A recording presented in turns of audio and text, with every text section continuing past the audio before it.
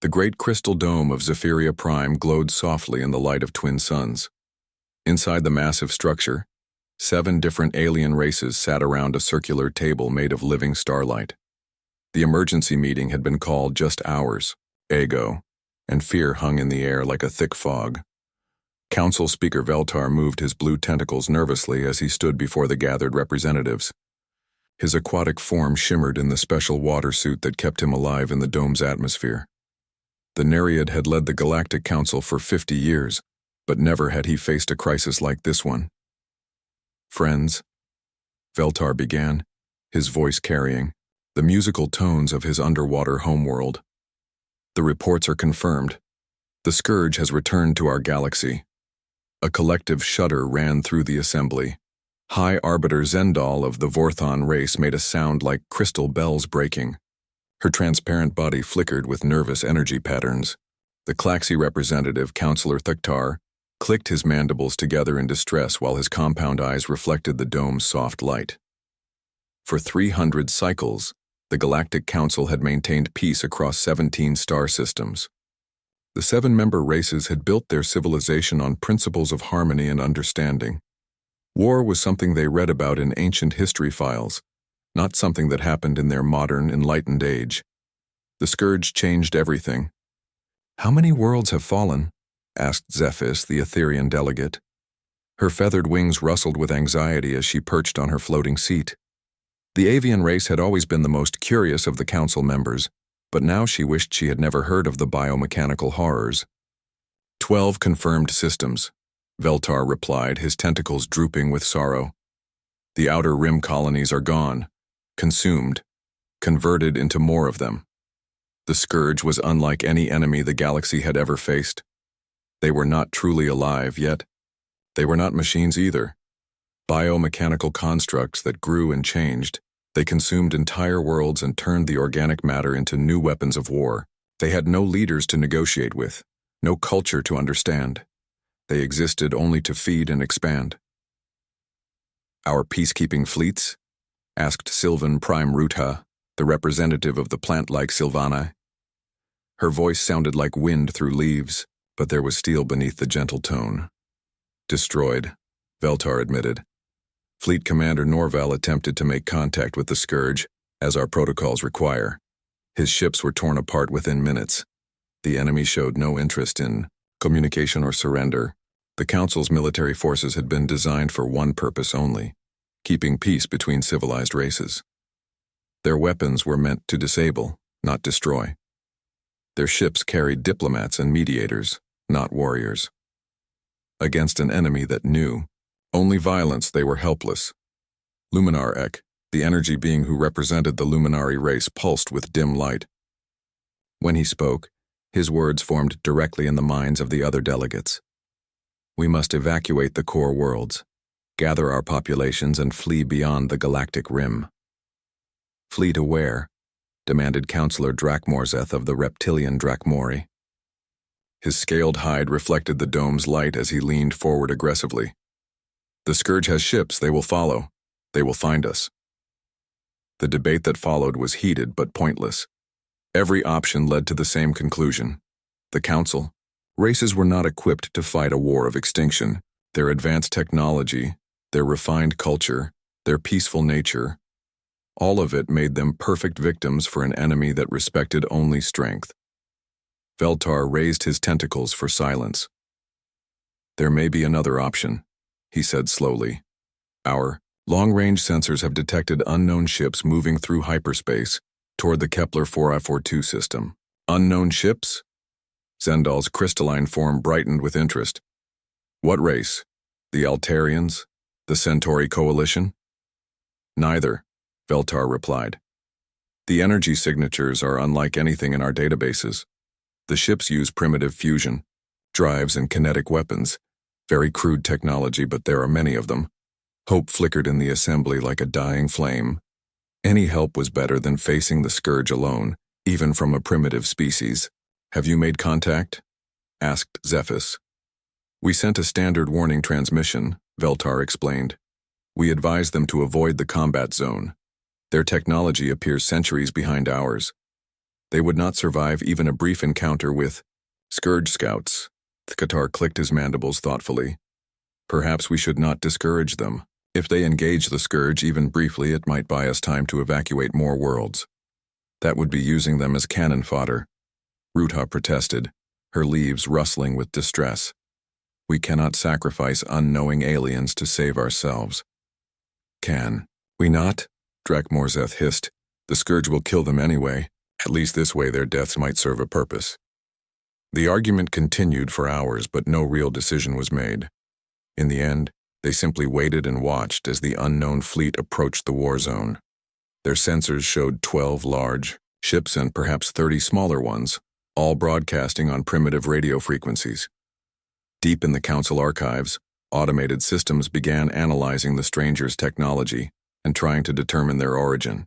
The computers found references to something called Earth in the transmissions, but the planet was not in their star charts. A search of restricted files finally found it listed in the Dangerous Worlds catalog. Earth, Class 13, Death World. Gravity 1.2 standard. Atmosphere toxic to most species. Surface temperature varies from lethal cold to lethal heat. Native life forms extremely aggressive. Weather patterns include violent electrical storms, frozen precipitation, and destructive wind systems.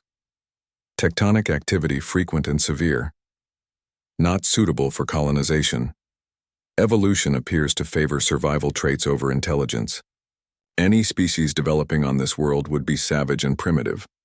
The file was 3,000 cycles old, created by an exploration probe that had classified the planet as a curiosity and moved on. No one had bothered to check if the primitive life forms had ever developed spaceflight. As the unknown fleet drew closer to the battle zone, Veltar made a decision. He ordered a second transmission sent to the aliens, this time with translation protocols and basic tactical data about the Scourge. If these strangers insisted on flying into certain death, at least they would know what they faced. The response that came back was brief and transmitted in a dozen different languages before the translators found one they could understand. The message was simple. Message received. Thank you for the warning. We're going in anyway. In the council chamber, the delegates stared at each other in confusion. What kind of species flew knowingly into a battle they could not win? What manner of beings chose certain death over retreat? They were about to find out. High above the chamber, the great dome sensors tracked the approaching fleet as it dropped out of hyperspace near Kepler 442. At the same time, Scourge hunter-killer units detected the new arrivals and began moving to intercept. The biomechanical horrors had consumed 12 worlds by following the same pattern. Appear, overwhelm, devour.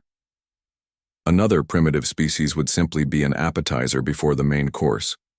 But as the first Scourge scouts approached the unknown ship, something unprecedented happened. Instead of scattering or attempting to negotiate, the alien fleet formed a battle line and opened fire. For the first time in galactic history, the Scourge encountered an enemy that shot first and asked questions later. The biomechanical constructs had never faced opponents who viewed violence as a first option rather than a last resort. In the council chamber, alarms began sounding as their observation drones detected massive energy discharges in the combat zone. Veltar watched the tactical displays with growing amazement as the unknown ships not only survived the initial Scourge assault, but began fighting back with a ferocity that shocked him. "Who are these beings?" he whispered. None of them knew it. But they were watching humanity's first battle in the greater galaxy. They were witnessing the moment when Earth's children announced their presence to the universe in the only language they knew how to speak fluently: controlled violence. The age of gentle diplomacy was ending. The age of the Deathworlders had begun. Captain Jake Morrison stood on the bridge of the UEF Titan, watching the view screen as his fleet dropped out of hyperspace near Kepler 442. The stars looked the same as they did everywhere else, but the sensor readings told a different story. Massive biomechanical shapes moved through the darkness like hungry sharks. "Captain, we're receiving a transmission," reported Lieutenant Lisa Hayes from her communication station. Her fingers danced over the controls as she tried to clean up the signal. It's from an unknown source. They're using some kind of universal translation protocol. Morrison was a tall man with graying hair and scars on his hands from the Mars colonial wars. He had been fighting one kind of enemy or another for most of his adult life. The message that came through the speakers was polite but firm. Stay away from this system, the aliens warned. Dangerous enemies were here, and his primitive ships would not survive. Primitive, muttered Commander Ryan Clark from the tactical station. His young face showed the kind of anger that came from being underestimated. They think we're primitive. Morrison studied the sensor readings that Clark was feeding to his screen. 12 planets in this system, but the fourth one was being taken apart piece by piece. Massive constructs the size of cities were breaking down the planet's surface and turning it into something else. Something alive and hungry. Sir, we're getting movement from those big contacts, Clark reported. Looks like they're sending scouts our way. The captain activated the fleet communication system. All ships, this is Morrison. We've got incoming hostiles and a bunch of aliens telling us we're too weak to fight. I don't know about you, but that makes me want to prove them wrong. Laughter crackled over the comm system from the other ship captains. The human fleet was not large by galactic standards, but it was tough. 12 heavy cruisers built from converted, cargo haulers, 30 destroyers that had been patrol boats before the war, and support ships crammed with missiles and spare parts. "Captain Hayes on the Defiant here," came a voice from one of the destroyers. "My crew's been spoiling for a fight since we left Earth orbit. Whatever those things are, they picked the wrong species to mess with." "Captain Rodriguez on the Vengeance," added another voice. "My sensors are showing some kind of biomechanical constructs. Never seen anything like them, but they bleed just like everything else." Morrison smiled. This was why he loved commanding humans. Show them an impossible enemy, and they started making jokes about it. Tell them they were outgunned, and they started planning attacks. The first wave of Scourge scouts appeared on the view screen as they approached the human fleet. They looked like a nightmare crossbreeding of insects and machines. Wings that were clearly organic flapped alongside metal thrusters. Weapons that grew from living flesh tracked the human ships with mechanical precision. "Biomechanical," Morrison said thoughtfully. "Part alive, part machine. Interesting." "Sir, they're hailing us," Hayes reported. "Put it through." The voice that came from the speakers was not a voice at all. It was a sound like grinding metal, mixed with screaming animals. But somehow the translation software made sense of it. Flesh creatures in metal shells. Submit for consumption. Your matter will serve the Scourge. Resistance is futile. You will be converted. The bridge fell silent for a moment. Then Morrison started laughing. It was not a happy laugh. "Did they just tell us resistance is futile?" he asked. "Do they have any idea who they're talking to?" Clark was already running targeting solutions on the approaching scouts. "Sir, they're spreading out to surround us. Classic pincer movement. They're treating us like we'll panic and scatter." "How many enemies?" Morrison asked. "First wave shows 64 scouts. Sensors detect much larger shapes moving up behind them. I'd estimate we're outnumbered about 10 to 1. "Sounds about right for a fair fight," Morrison replied. "All ships, battle stations, form defensive wall formation. Let's show these things how humans say hello." What happened next shocked every observer in the galaxy. Instead of attempting to flee or negotiate, the human fleet moved into a tight defensive formation and opened fire with every weapon they had. Kinetic projectiles, nuclear missiles, and laser batteries lit up the darkness. The Scourge scouts had expected their enemies to panic or try to communicate. They had consumed dozens of species, and all of them had followed the same pattern. First came attempts at negotiation, then desperate pleas for mercy, then finally scattered flight as their formations broke apart in fear. Humans did none of these things.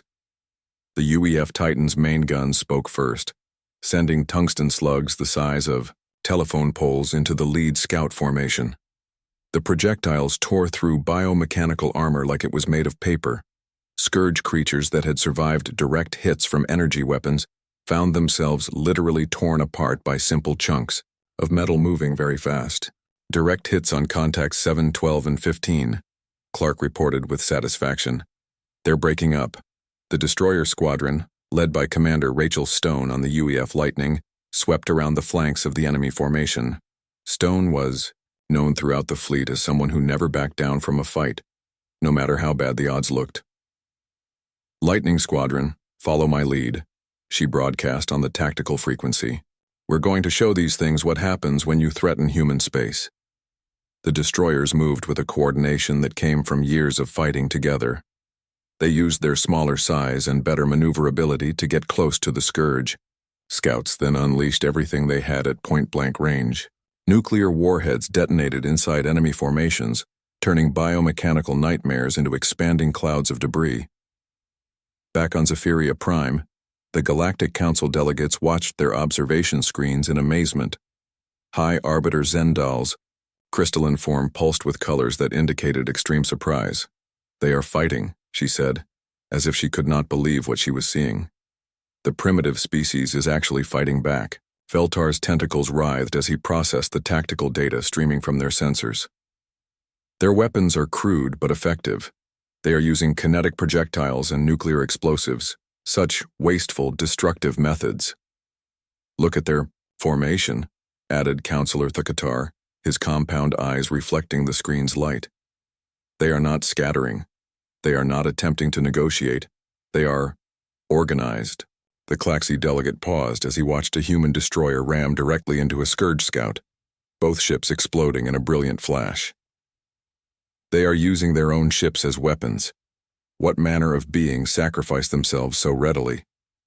In the Shi battle zone, Captain Morrison was asking himself similar questions about his enemy. The Scourge scouts were reforming and adapting to human tactics faster than any opponent he had ever faced. Biomechanical constructs that had been destroyed were already being replaced by new ones, grown from the raw materials of their fallen comrades. Sir, we're seeing some kind of adaptive behavior, Clark reported. The enemies we just killed are being recycled into new units, and the new ones have thicker armor where we hit the old ones. Smart, Morrison admitted. But not smart. Enough. Hayes, get me fleet communications.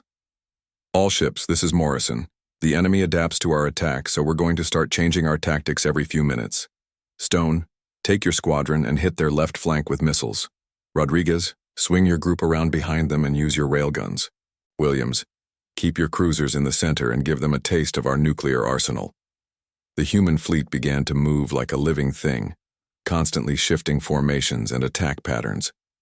Every time the Scourge began to adapt to one tactic, the humans switched to another. Missile attacks became ramming runs. Railgun bombardments became close-quarters combat. Nuclear strikes became coordinated laser barrages. Dr. Elena Rodriguez, the fleet's chief science officer aboard the UEF Discovery, was analyzing the enemy remains that her ship's sensors could detect. Captain Morrison, this is Rodriguez, she broadcast on the command frequency. I'm getting some interesting readings from the Scourge wreckage. These things have both organic and mechanical components, but they're integrated in ways I've never seen before. The organic parts seem to be controlling the mechanical parts, not the other way around. What does that mean for us? Morrison asked. It means they might be vulnerable to biological weapons or electromagnetic interference, Rodriguez replied. Our standard equipment puts out a lot of EM radiation that more advanced civilizations probably filter out. It might be disrupting their organic control systems. Morrison grinned. Trust a human scientist to find a weakness in the middle of a space battle.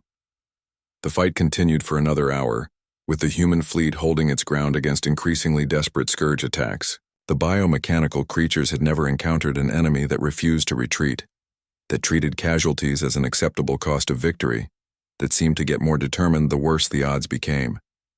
Finally, the surviving Scourge scouts began to withdraw. For the first time in their expansion across the galaxy, they had met an enemy they could not simply overwhelm with superior numbers and frightening appearance. As the last enemy contacts disappeared from the sensors, Captain Morrison looked around his bridge at his tired but victorious crew. Damage report, he ordered. The tactical display on the UEF Titan's bridge showed something that had never happened before in recorded galactic history. The Scourge was retreating, not regrouping for another attack, not adapting their strategy, but actually pulling back from an enemy they could not defeat. Captain Morrison watched the enemy contacts fade from his sensors and felt a mixture of pride and concern. Pride because his people had just accomplished the impossible. Concern because he knew this was only the beginning. "Sir, we're receiving another transmission from those aliens who warned us earlier," Lieutenant Hayes reported. "The signal is much stronger this time. Multiple sources." "Put it through," Morrison ordered. The voice that came through the speakers was different from before. More respectful, less condescending. It belonged to someone called Council Speaker Veltar, and he was requesting a meeting to discuss cooperation against their mutual enemy. "Captain, we owe you an apology," the alien voice said.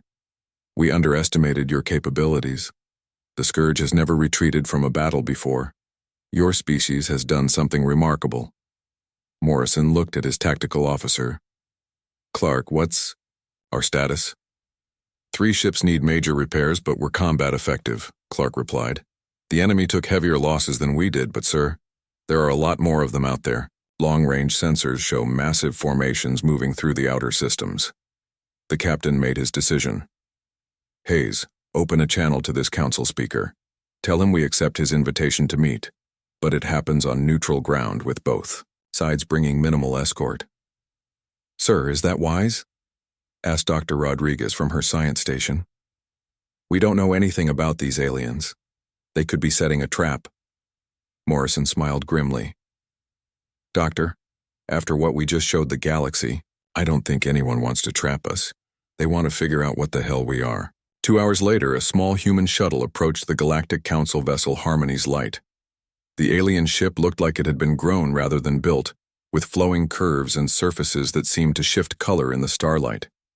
It was beautiful in a way that human engineering never achieved, but Morrison noticed it had no visible weapons. The shuttle carried Morrison, Dr. Rodriguez, and Commander Clark. As they docked with the alien vessel, Rodriguez was recording everything her instruments could detect. "Fascinating," she murmured. "Their hull material appears to be some kind of living crystal. The ship is actually generating its own atmosphere and gravity through biological processes." The airlock opened to reveal a corridor filled with soft, glowing light and air that smelled like flowers after rain. Waiting for them was a delegation of the strangest beings Morrison had ever seen. Council Speaker Veltar was the first to greet them. His blue tentacles moved gracefully as he approached, contained within a water-filled suit that allowed him to survive in the ship's atmosphere. Behind him stood representatives of 6 other alien races, each more unusual than the last. "Welcome aboard," Veltar said, his voice carrying musical tones that the translation device rendered into English. "I am Council Speaker Veltar of the Nereid. These are my colleagues from the Galactic Council of 7 Races." Morrison stepped forward, noting how the aliens seemed nervous around him and his crew. "Captain Jake Morrison, United Earth Forces. This is Dr. Elena Rodriguez and Commander Ryan Clark." High Arbiter Zendal of the Vorthan moved closer, her crystalline form shifting through different colors. "Captain Morrison, we must know. What is your species? Our databases show no record of your homeworld or your people." "We're human," Morrison replied simply. "We come from a planet called Earth, about 40 light-years from here." The alien delegates exchanged glances that somehow conveyed shock, despite their vastly different faces. Councillor Thekatar of the Klaxi clicked his mandibles. Nervously, "Earth," he said slowly. "Our archives mention Earth. It is classified as a Class 2 death world, uninhabitable by intelligent life." "Uninhabitable by your standards, maybe," Clark said with amusement. "We call it home." Dr. Rodriguez activated her tablet and showed the aliens some basic information about Earth. Images of hurricanes, volcanoes, predatory animals, and human cities built in the middle of it all. The alien delegates stared in fascination and horror. "Your species evolved on a world where everything tries to kill you," Zephys of the Etherian race observed, her feathered wings rustling with anxiety. "How did you develop civilization under such conditions?" "We got good at fighting back," Morrison answered. Everything on Earth is dangerous, so we learned to be more dangerous than everything else. The meeting moved to a conference room where the aliens had prepared displays showing the Scourge's advance through the galaxy. Morrison studied the tactical information, while Rodriguez analyzed the biological data they shared about their enemy. The Scourge has consumed 12 star systems, Veltar explained. Every fleet we have sent against them has been destroyed. Our peacekeeping forces are designed for mediation and conflict resolution, not warfare. You don't have any military? Clark asked in disbelief. We have maintained peace for 300 cycles, replied Sylvan Prime Rutha of the plant-like, Silvani. Violence was something we believed we had evolved beyond. Morrison tried to understand their perspective, but it was like trying to imagine breathing water. How do you deal with criminals? Pirates? Hostile neighbors?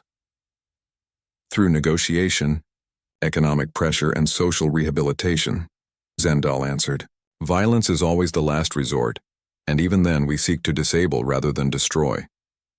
That explains why the Scourge is eating your galaxy, Morrison said bluntly.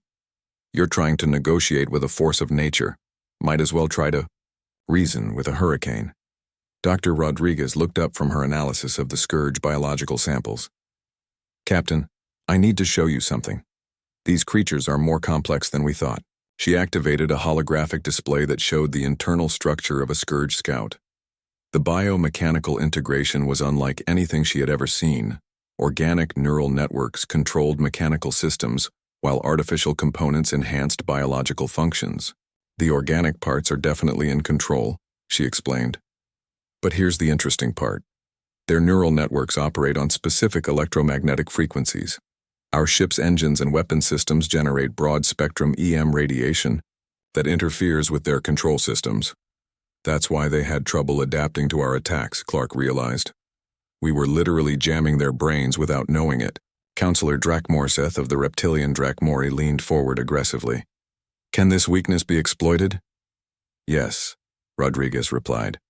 But it would require close-range attacks with equipment that generates the right frequencies. Most advanced civilizations would filter out that kind of electromagnetic noise. Your ships probably run too clean to affect them.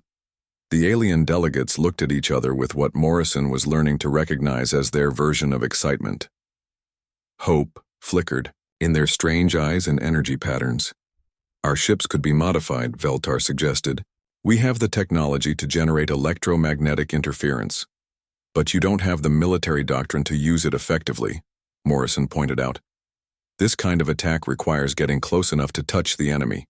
It means accepting heavy casualties to achieve tactical objectives.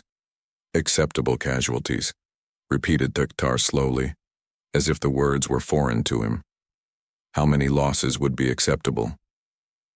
Morrison thought about the human history he had studied at the Academy. Normandy, Stalingrad, Gettysburg, the Mars Rebellion. That depends on what you're fighting for.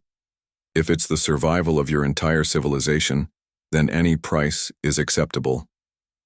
The room fell silent as the aliens processed this concept. These beings had built their society on avoiding conflict, on finding peaceful solutions to every problem. The idea of deliberately accepting death to achieve victory was completely alien to them. We need time to consider this, Veltar said finally. But Captain Morrison, would your people be willing to work with us? To teach us how to fight this war? Morrison looked at his officers, then back at the alien delegates.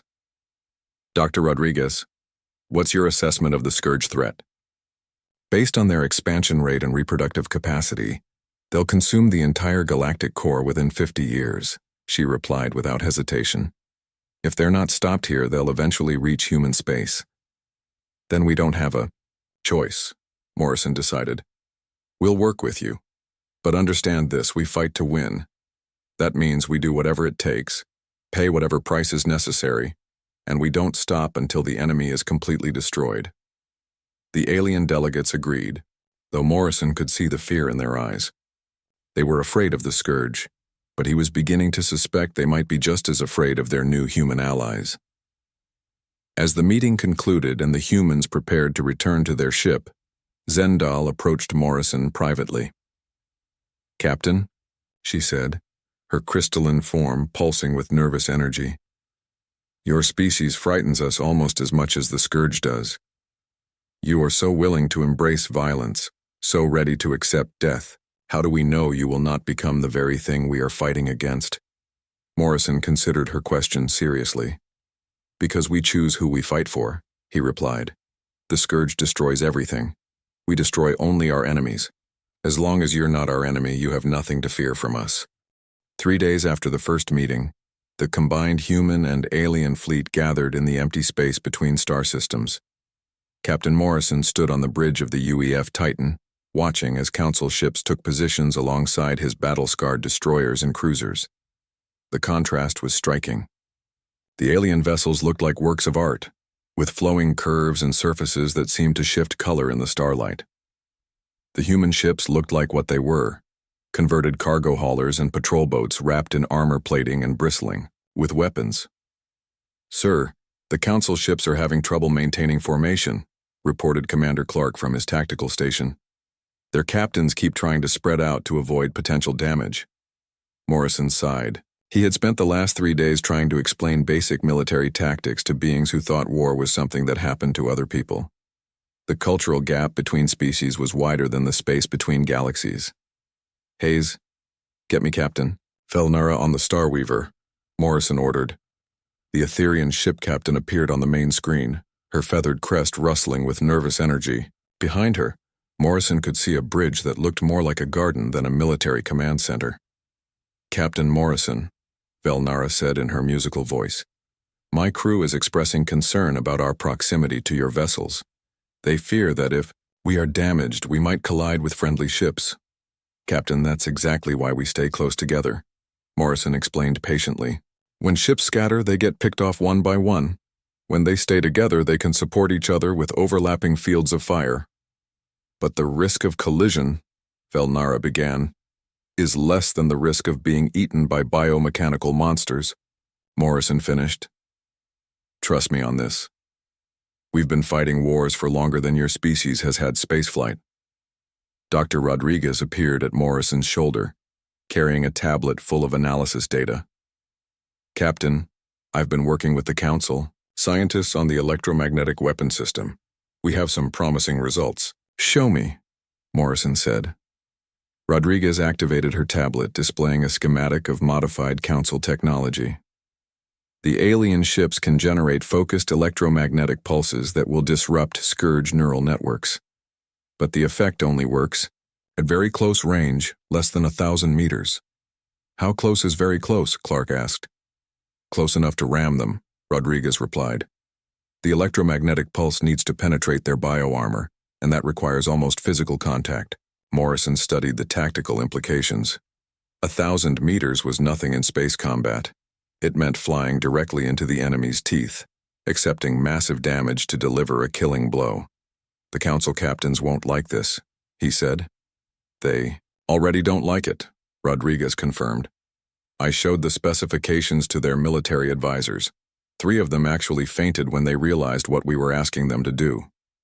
Before Morrison could respond, alarms began sounding throughout the bridge. Clark's hands flew over his controls as he processed the incoming sensor data.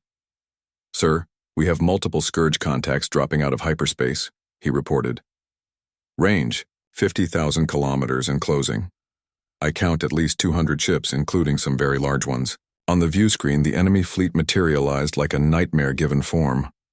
The scourge had learned from their previous encounter and brought overwhelming force. Biomechanical dreadnoughts the size of small cities led formations of hunters and destroyers. "Get me fleet communications," Morrison ordered. "All human ships, this is Morrison. Looks like the enemy wants a rematch. Let's give them one they won't forget. All Council vessels, this is Captain Morrison," he continued on the alien frequency. "Remember your training. Stay in formation, follow your designated human escorts, and don't break off unless ordered. Today we find out if this alliance actually works." High Arbiter Zendal's voice crackled over the communication system from her command ship. "Captain Morrison, the enemy force is much larger than anticipated. Perhaps we should withdraw and reassess our strategy." "Negative," Morrison replied firmly. We run now. They'll just keep growing stronger.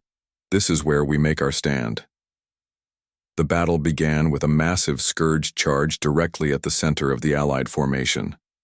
Morrison had expected this.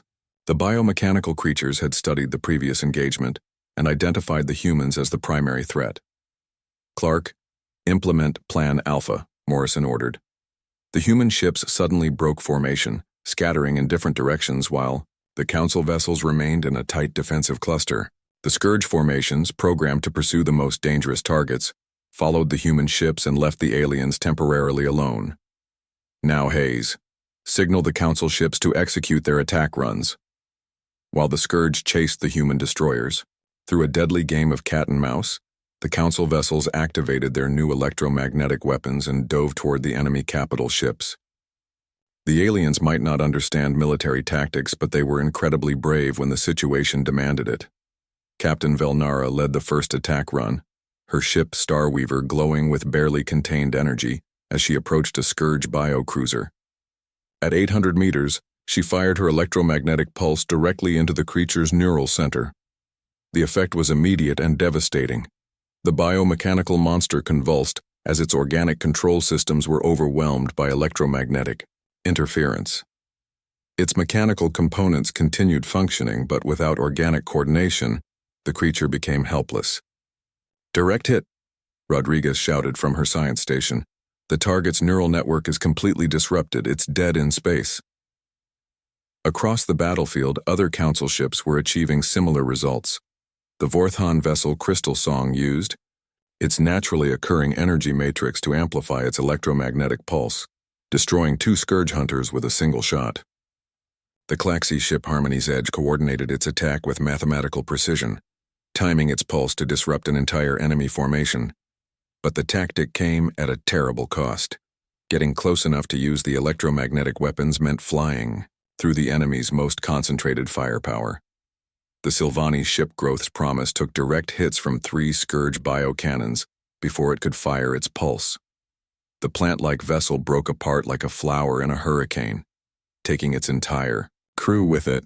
We're losing too many Council ships, Clark reported grimly. They're brave, but they're not trained for this kind of combat. Morrison made a command decision that would become legendary in galactic military history. All human ships, implement Protocol Omega. We're going to clear a path for our allies. Protocol Omega was something human military planners had developed but hoped never to use. It involved using ships as guided missiles, deliberately ramming enemy vessels to create gaps in their formations. Commander Rachel Stone was the first to volunteer. Her destroyer Lightning had taken heavy damage and was leaking atmosphere, but her weapons were still functional. Lightning to all ships, she broadcast on the fleet frequency. It's been an honor serving with you. Tell my family I went out fighting. Stone aimed her crippled destroyer directly at the largest Scourge dreadnought and pushed her engines to maximum power. At the last second, she detonated her ship's nuclear arsenal, creating a fireball that consumed both vessels and cleared a massive hole in the enemy formation. Her sacrifice opened the way for the remaining Council ships to make their attack runs, with less opposition. Captain Velnara led a coordinated strike that destroyed 5 more Scourge capital ships, while the human cruisers provided covering fire with their long-range weapons. Dr. Rodriguez was analyzing the battle in real time, looking for patterns and weaknesses. Captain, I'm seeing something interesting. When we destroy the larger Scourge ships, the smaller ones become less coordinated. I think the big ones are command nodes for their swarm intelligence. Target priorities to all ships, Morrison ordered. Focus fire on the capital ships. Take out their command structure and the rest will fall apart. The combined fleet began concentrating their attacks on the Scourge dreadnoughts. Human kinetic weapons and nuclear missiles softened up the targets, while Council electromagnetic pulses delivered the killing blows. One by one, the massive biomechanical creatures died, and with each death, the remaining Scourge forces became more chaotic and disorganized. The tide of battle turned when Captain Torres on the UEF Vengeance discovered that ramming attacks could be survived if timed correctly. Instead of destroying his ship, he used it as a massive kinetic projectile, punching through the armor of a Scourge biocruiser and emerging from the other side with his hull intact, but his crew badly shaken. "Torres to fleet," he reported with obvious satisfaction. "These things might be tough, but they're not tougher than human engineering. We can punch holes right through them if we hit them fast enough." The battle raged for 4 hours, but slowly the combined fleet gained the upper hand. The Scourge had brought overwhelming numbers, but they had not counted on facing an enemy that refused to retreat, that turned their own ships into weapons, and that had alien allies crazy enough to fly directly into enemy fire to deliver killing blows. When the last Scourge ship finally died, the surviving vessels of both fleets hung motionless in space, their crews exhausted and amazed that they had survived. "Final casualty report," Morrison requested quietly.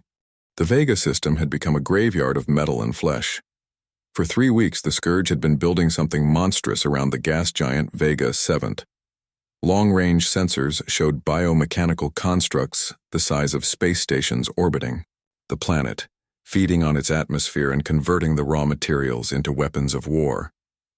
Captain Morrison stood in the command center aboard the newly constructed Joint Headquarters Station, studying holographic displays that showed the largest enemy concentration ever detected. The Alliance fleet had grown to over 300 ships combining human firepower with alien technology. But what waited for them in the Vega system was beyond anything they had faced before. "Final intelligence report," announced Dr. Rodriguez, as she approached Morrison's command table. Her uniform showed the strain of weeks without proper rest, but her voice remained steady. "The Scourge has created what we're calling a planet killer, a biomechanical construct roughly the size of Earth's moon, capable of consuming entire worlds in a matter of days." Council Speaker Veltar moved closer, his tentacles writhing with anxiety inside his water suit. "Our evacuation ships have rescued 17 million civilians from the outer worlds, but billions more remain in the path of this creature. If we cannot stop it here, the core systems will fall within months." Morrison nodded grimly. The stakes could not be higher. This was not just another battle. It was the deciding moment for the future of galactic civilization. "What's our tactical assessment?" he asked Commander Clark, who had been promoted to Fleet Tactical Coordinator after proving his worth in the previous battles. "The planet killer is protected by over 2,000 Scourge vessels," Clark reported. "Everything from scout ships to those city-sized dreadnoughts we fought before. But sir, there's something else. The creature appears to be preparing to reproduce. If it succeeds, we'll be facing multiple planet killers within weeks." The command center fell silent as the full implications sank in. One planet killer was nearly impossible to destroy. Multiple planet killers would be unstoppable. High Arbiter Zendal approached the tactical display, her crystalline form pulsing with determination. "What do you recommend, Captain Morrison?" Morrison studied the holographic battlefield for long minutes, considering options that all seemed to lead to disaster. Finally, he made the decision that would define the rest of his career. "We're going to ram it," he said simply. "Ram a creature the size of a moon?" Veltar asked in disbelief. "Not with a single ship," Morrison clarified. "With everything we have." "Dr. Rodriguez, can the planet killer's neural network be disrupted if we deliver enough electromagnetic interference directly to its core?" Rodriguez ran calculations on her tablet. "Theoretically, yes. But Captain, the amount of interference required would need to be delivered from inside the creature, and the electromagnetic pulse would have to be massive, probably generated by overloading a ship's entire reactor system." "A suicide mission," Clark said quietly. "The biggest suicide mission in galactic history," Morrison confirmed. "We'll need volunteers to pilot ships directly into that thing's heart while the rest of the fleet keeps the Scourge busy." What happened next surprised even Morrison. Instead of the reluctance he expected, both human and alien captains began volunteering. Immediately, Captain Velnara of the Starweaver was the first to step forward, followed by Captain Torres of the UEF Vengeance and a dozen others. "I'll lead the suicide squadron," declared Commander Helen Brooks, captain of the heavy cruiser UEF Retribution.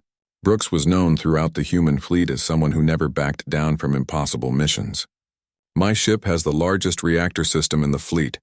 If anyone can generate enough electromagnetic interference to kill that thing, it's us." Morrison looked around the command center at the faces of beings from 8 different species, all united in their determination to save their galaxy. "Very well. Brooks, select your squadron volunteers. Everyone else, we're going to give you the biggest distraction in military history." The final battle began 12 hours later as the combined Alliance fleet dropped out of hyperspace at the edge of the Vega system. The sight that greeted them was beyond imagination. The planet killer had grown even larger, its biomechanical surface crawling with activity as it prepared to birth a new generation of horrors. "All ships, this is Morrison," the captain broadcast on all frequencies.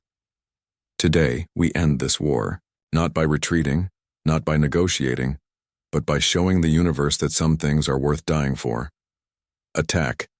The Alliance fleet charged toward the enemy in the largest space battle ever fought. Human destroyers led formations of Council cruisers, their combined firepower tearing through Scourge scout formations. Alien electromagnetic weapons disabled biomechanical dreadnoughts, while human nuclear missiles finished them off. But the enemy numbers seemed endless. For every Scourge ship they destroyed, 2 more appeared from the planet killer's vast bulk. The creature was literally growing new defenders faster than the Alliance could destroy them. "Brooks, you're clear for your attack run," Morrison announced, as the Suicide Squadron separated from the main fleet. Commander Brooks led her volunteers on a direct course toward the planet killer's core. Her squadron consisted of 6 human ships and 4 Council vessels, all loaded with enough electromagnetic pulse generators to disrupt a small planet's worth of neural networks. The approach was a nightmare of defensive fire and swarming biofighters. The Claxi ship Harmony's Edge was torn apart by Scourge interceptors before it could reach the target. The human destroyer Lightning II took direct hits from the planet killer's defensive weapons, but continued flying on momentum alone, its crew already dead but its reactor still building toward overload. "This is Brooks," the commander announced as her ship penetrated the planet killer's outer shell. "I'm inside the creature's neural center, beginning reactor overload sequence." Through the tactical display, Morrison watched as Brooks guided her ship deeper into the biomechanical horror. The Retribution's hull was being dissolved by digestive acids, but the ship's nuclear reactor was reaching critical mass. "Tell my family I kept my promise," Brooks broadcast on the command frequency. "Tell them I came home with my shielder on it." The explosion that followed was visible from the edge of the star system. Brooks's sacrifice triggered a chain reaction that spread through the planet killer's entire neural network. The massive creature convulsed, its biomechanical systems failing as electromagnetic interference overloaded every organic control circuit. But Brooks was not alone in her sacrifice. Captain Velnara had also reached the creature's core, and her ship's electromagnetic pulse generator added to the devastating effect. The Etherian captain's final words were a song in her native language that the translators rendered as a hymn of victory and defiance. One by one, the other suicide ships reached their targets and detonated. Each explosion sent waves of electromagnetic interference through the planet killer's nervous system. The creature that had seemed unstoppable began to tear itself apart as its own biological processes turned against it. The death of the planet killer had an immediate effect on the Scourge fleet. Without the massive creature's coordinating intelligence, the biomechanical ships became confused and disorganized. They began attacking each other as often as they attacked the Alliance forces. "All ships, press the attack," Morrison ordered. "They're falling apart, don't give them time to recover." The final phase of the battle was more like extermination than warfare. The Alliance fleet systematically destroyed the confused Scourge vessels while they struggled to reorganize without their central command node. Ships that had seemed invincible just hours before now died easily, their biomechanical crews unable to coordinate effective resistance. When the last Scourge ship finally exploded, an eerie silence fell over the Vega system. After months of constant warfare, the galaxy was finally quiet. "Casualty report," Morrison requested, though he dreaded the answer. 67 ships lost with all hands," Clark replied quietly, "including the entire Suicide Squadron. But sir, we won. The Scourge is finished." Long-range sensors confirmed what they all hoped.